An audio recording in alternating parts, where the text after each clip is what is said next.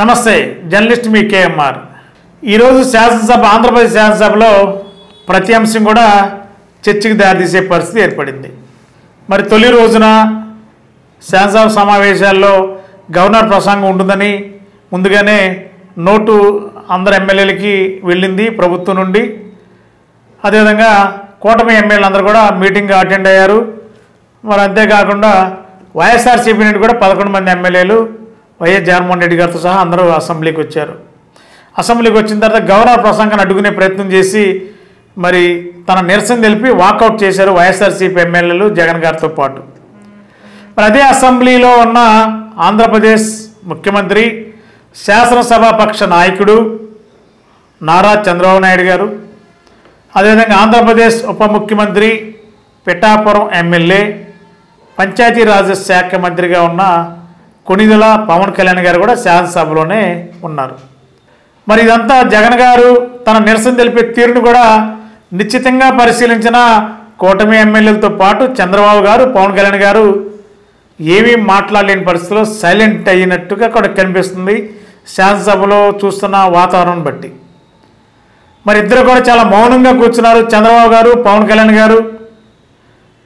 మరి జగన్ గారు వైఖరిని చంద్రబాబు గారు కానీ పవన్ కళ్యాణ్ గారు కానీ ఎక్కడ కూడా అడ్డుకునే ప్రయత్నం చేయలేదు, కానీ చూస్తూ కూర్చుండిపోయారు ఏం జరుగుతుంది, మరి జగన్ గారు అసెంబ్లీలో ఎంతసేపు ఉంటారు, ఇదే వైఖరి అడ్డుతగిలే వైఖరిని కొనసాగిస్తారా వాకౌట్ చేస్తారని చెప్పి నిశ్చితంగా పరిశీలించారు. మరి వాళ్ళు అనుకున్నా అనుకోకపోయినా జగన్ గారు చెప్పాల్సింది నిరసన తెలపాల్సిందని కూడా శాసనసభలో నిరసన తెలిపారు, వాకౌట్ చేసి బయటకు వెళ్ళిపోయారు. కనీసం శాసనసభాపక్ష నాయకుడిగా రాష్ట్ర ముఖ్యమంత్రి నారా చంద్రబాబు నాయుడు గారు మరి శాసనసభలో ఒక గవర్నర్ ప్రసంగం చేస్తున్నప్పుడు ప్రతిపక్ష పార్టీ ఈ విధంగా అడ్డు తగలడం కరెక్ట్ కాదని కూడా కనీసం చెప్పే ప్రయత్నం చంద్రబాబు నాయుడు గారు ఎక్కడ కూడా చేసిన పరిస్థితి అక్కడ కనిపించలేదు. అదేవిధంగా ఉప ముఖ్యమంత్రి ఉన్న పవన్ కళ్యాణ్ గారు కూడా ఏమీ మాట్లాడలేదు. ఆయన కూడా మౌనంగానే ప్రతిపక్షం గ్యాలరీ వైపు చూస్తూ ఏం జరుగుతుందో గమనిస్తూ ఉన్నారే తప్ప ఏమి మాట్లాడే పరిస్థితి చేయలేదు. అదేవిధంగా శాసనసభ వ్యవహారాల శాఖ మంత్రికి ఉన్న పయ్యావుల కేశవ్ గారు కూడా ఏమీ మాట్లాడలేదు. జగన్ గారు శాసనసభ నుండి వాకౌట్ చేసేంతసేపు శాసనసభలో ఉన్న ప్రతి ఎమ్మెల్యే అలా కళ్ళప్పచెప్పి చూసే పరిస్థితి కనిపించింది తప్ప ఎవరు కూడా లేచి మరి గవర్నర్ ప్రసంగాన్ని అడ్డుకోవడం కరెక్ట్ కాదని అడ్డుకున్న ప్రయత్నం చేయలేదు.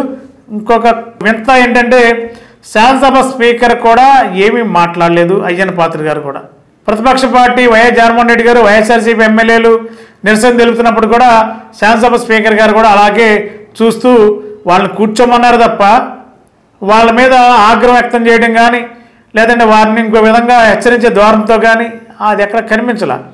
జగన్మోహన్ రెడ్డి గారు వైఖరి లేకపోతే వైఎస్ఆర్సీపీ వైఖరిని శాసనసభలో అది ఆ విధంగానే ఉంటే మరి వైఎస్ఆర్సీపీకి రాష్ట్రంలో చూసే ప్రజలందరూ కూడా మరి తెలుగుదేశం పార్టీ అధికార పార్టీ ఎవరు మాట్లాడిన జగన్ గారు ఆ విధంగా ఉండడం కరెక్ట్ కాదు అని చెప్పి ప్రజలతో అనిపించాలనా, లేదంటే తెలుగుదేశం పార్టీ కౌంటర్ ఇస్తే జగన్ గారు ప్రతిపక్ష నాయకుడిగా మాట్లాడితే అధికార పార్టీ ఉన్న ఎమ్మెల్యేలు మాట్లాడకూడదు, మంత్రులు కానీ మాట్లాడకూడదు కదా, ఎందుకు మాట్లాడతాం అని ఒకవేళ కూటమిని ఎక్కడ తప్పుపడతారని చెప్పి వ్యూహాత్మకంగానే అందరూ మౌనంగా ఉన్నారా అనేది అక్కడ చూస్తున్న వాతావరణం బట్టి స్పష్టమవుతుంది.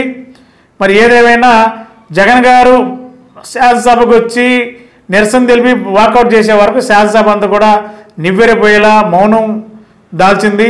మరి బయటకు వచ్చిన తర్వాత ఇవాళ ముఖ్యమంత్రి గారు ఈవినింగ్ లోపు మరి దానికి ఎలా స్పందిస్తారు, లేదంటే తెలుగుదేశం పార్టీ సంబంధించిన మంత్రులతో మరి ఎవరితోనన్నా మాట్లాడించి జగన్ గారి యొక్క కౌంటర్ ఇప్పించే ప్రయోగం జరుగుతుందా, లేదంటే జనసేన పార్టీ అధినేత ఉప ముఖ్యమంత్రి కూడా మరి ఆయన కూడా స్వయంగా ఎక్కడన్నా మాట్లాడతారా, లేదంటే ఆ జనసేన పార్టీ సంబంధించిన మంత్రి నాదెండ్ల మనోహర్ గారితో మాటిస్తారా, మరి సాయంత్రంలోపు ఎలాంటి క్లారిటీ వస్తుందో తెలియదు. కానీ ఇప్పటికైతే జగన్ గారి వైఖరి మీద రాష్ట్ర ప్రజలందరూ గమనించారు, కానీ కూటమి వైఖరి ఎక్కడ కూడా బయటపడలేదు, మౌనంగా ఉన్నారు. మరి జగన్ గారు ప్రతిపక్ష పార్టీగా చేయాల్సిన పని ఆ పార్టీ చేసిందని చెప్పి ప్రజలు చర్చించుకుంటున్నారు తొలి రోజునే. కాబట్టి కూటమి కూడా మనం ఏం మాట్లాడకూడదు, ఏం మాట్లాడినా వైఎస్ఆర్సీపీ ప్రతిపక్షంలో ఉన్న పార్టీని అడ్డుకుంటున్నారు, ఇంతమంది మెజారిటీ ఉండి కూటమి అంటారని చెప్పి మరి తెలుగుదేశం, కూటమి, జనసేన, బీజేపీ కూడా సైలెంట్ అయ్యారంటే ఆ సైలెంట్లో చాలా అర్థాలు ఉంటాయి. ఖచ్చితంగా వ్యూహం అయితే ఉంటుంది. కాబట్టి చంద్రబాబు నాయుడు గారు ముందే ఆల్రెడీ ఎమ్మెల్యేలు అందరూ కూడా బ్రీఫింగ్ ఇచ్చుంటారు. వైఎస్ఆర్సీపీ ఎమ్మెల్యేలు కానీ జగన్ గారు కానీ అసెంబ్లీకి వస్తే టీడీపీ నుంచి ఎవరు కూడా జనసేన నుండి కానీ బీజేపీ నుండి కానీ ఎవరు ఏమీ మాట్లాడవద్దు, చూస్తూ ఉండండి, సైలెంట్గా ఉండండి, ఎవరు ప్రతిఘటించవద్దు అని ఒక ముందుగా ఏమైనా అల్టిమేటం చంద్రబాబు నాయుడు గారు ఇచ్చారని కూడా సమాచారం మనకు అందుతుంది. ఏదేమైనా చంద్రబాబు నాయుడు గారు చేసేది చాలా వ్యూహాత్మకంగా ఉంటుంది. అదే వ్యూహం ఇవాళ అసెంబ్లీలో అవలంబించారని దాన్ని కూడా చర్చ నడుస్తుంది. గత 20 సంవత్సరాలుగా దంత సమస్యలతో పాటు దవడ మరియు ముఖ సంబంధ సమస్యలకు చక్కని చికిత్సలు అందిస్తున్న శ్రీ రామకృష్ణ దంత వైద్యశాల, నరసింహారావుపేట, ఏలూరు. ఎమర్జెన్సీస్ లో వాడే ఆక్సిజన్ కాన్సంట్రేటర్లతో పాటు air purifier, UV light steriliser, ULV fogger వంటి పరికరాల ద్వారా పరిశుభ్రమైన వాతావరణంలో చికిత్స అందించబడుచున్నది. ఆర్వీజీ ద్వారా అతి తక్కువ రేడియేషన్ ఉపయోగించి దంత వ్యాధి నిర్ధారణ మరియు రూట్ కెనాల్ వైద్యం చేయబడుచున్నది.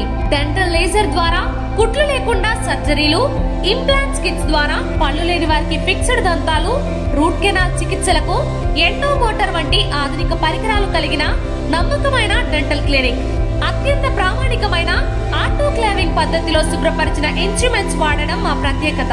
దంత సమస్యలకు చికిత్సతో పాటు విరిగిన దవడ మరియు ముఖ ఎముకలకు చికిత్స, ఎత్తు మరియు వంకర దవడలకు కాస్మెటిక్ సర్జరీ, యాక్సిలోఫేషియల్ వంటి చికిత్సలకు చిరునామా శ్రీ రామకృష్ణ దంత వైద్యశాల, వేములపల్లి రెసిడెన్సీ అపార్ట్మెంట్, నరసింహారావుపేట, ఏలూరు.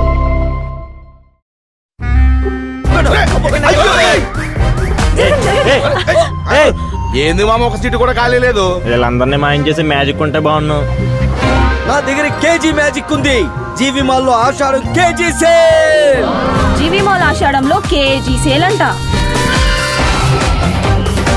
మహిళలకు షాపింగ్ తో మగాళ్ళకి సీట్లు ఫ్రీ అయినరా. ఏమండి, జీవి మాల్ కు వచ్చేయండి షాపింగ్ బ్యాగులు మోయడానికి. జీవి మాల్ చలో చలో కిలో కిలో.